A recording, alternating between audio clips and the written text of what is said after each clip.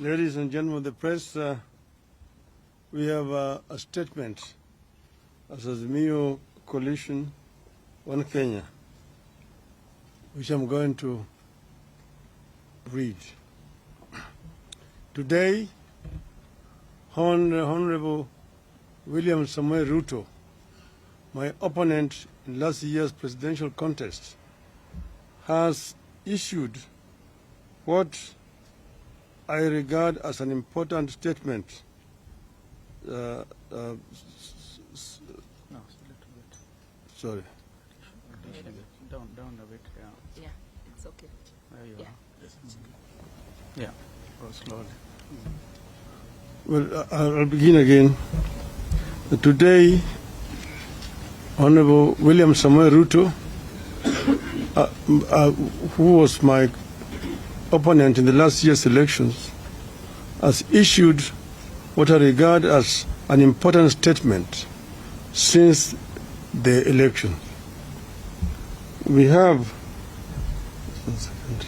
I think somebody should be doing it. It's okay. Finish. Just keep your finger. We have met... No, it will end very fast. Yes.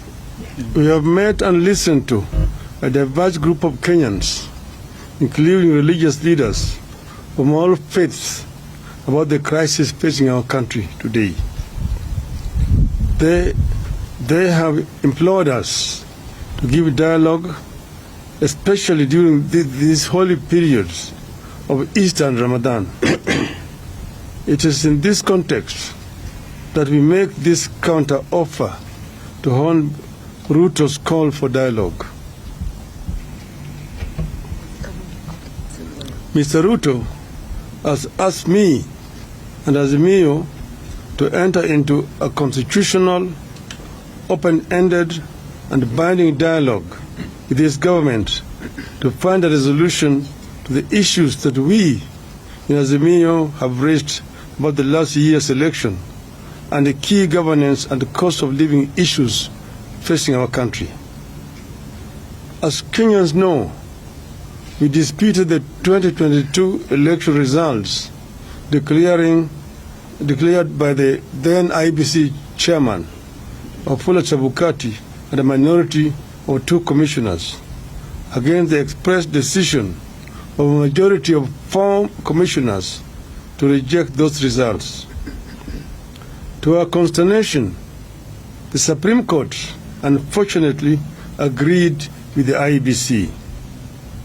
We refuse to accept the ruling of the Supreme Court as biased and lacking in proper jurisprudence.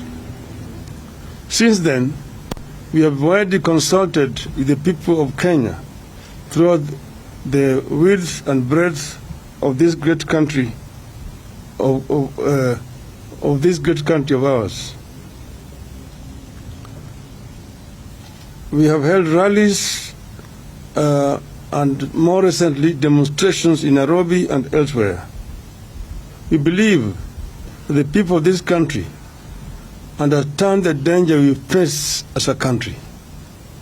In our view, elections are sacred because they must represent the true voice of the people.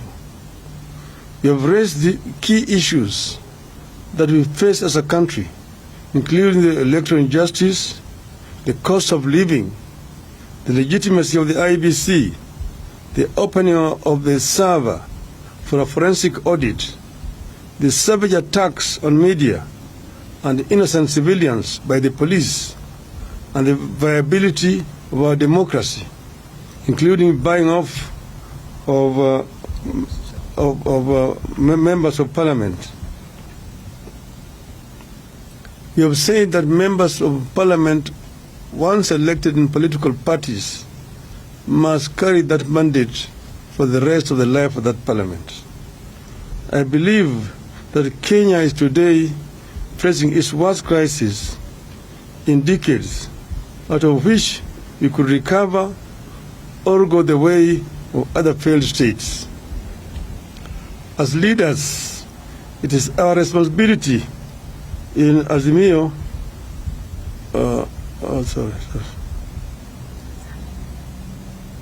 As leaders, it is our responsibility in Azimio la Umoja to save this country from the catastrophe. We as Azimio la Umoja have resolved the following. 1. We acknowledge Mr. Ruto's olive branch for a dialogue on key issues raised by Azimio la Umoja.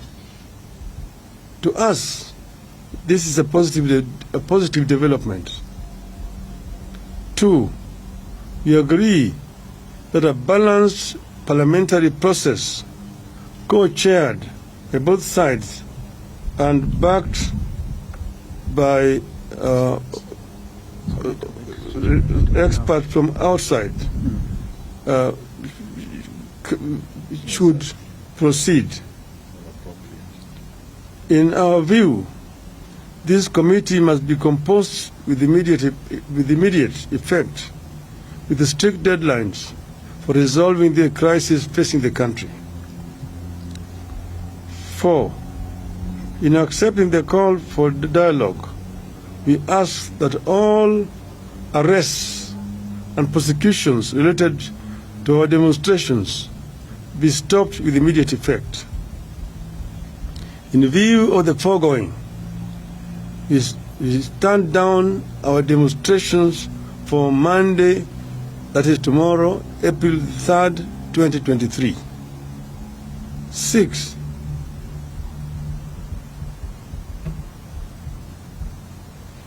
But in doing so, we want to emphasize that the right to assemble, to demonstrate, petition, and to speak are ironclad as provided for in our Constitution.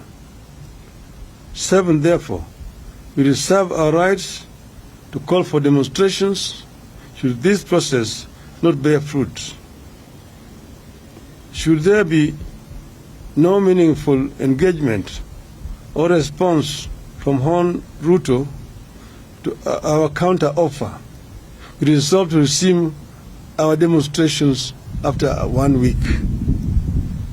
We have said several times that demonstrations, picketing, processions, petitions are enshrined in our Constitution, and therefore they are not criminal. We have also said that we as Azimio have never organized criminals to vandalize businesses of innocent, hardworking Kenyans.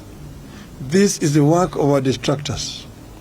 Our distractors have all the times tried to show these demonstrations as being violent and aimed at destroying businesses of other people. We want them to desist from doing so. And we want to underscore the point that demonstrations are a fundamental right of each and every Kenyan. Therefore, we would like to see other organizations, particularly human rights organizations, stand out and condemn these heinous acts which have been committed by the state. There have also been excessive use of force by the police. Police officers are meant to keep law and order. But if you find a situation where police officers are using live bullets against unarmed civilians, it is of course basically a reckless police force which wants to cause life which they are supposed to protect. We actually protest in the strongest terms possible about this violation of the fundamental rights of our people. We say that we are ready to embrace dialogue and that we will engage as long as Mr. Ruto and his team are ready to engage. We as Azimio are ready because we want a peaceful resolution to the differences that we are having in this country. We want to strengthen our democracy. We want our election to have meaning, that how Kenyans vote is actually what is eventually announced by the Electoral Commission. And we have also said that we do not want to see the 4 commissioners who had said no to be sacrificed. We want those commissioners to be reinstated so that we can be able to move in as a country in a one and a united way. So we are ready as Azimio. I'm saying in conclusion, we were ready to engage. We will engage without any kind of coercion in whatever way. And this process could start as early as tomorrow. I thank you. Thank you.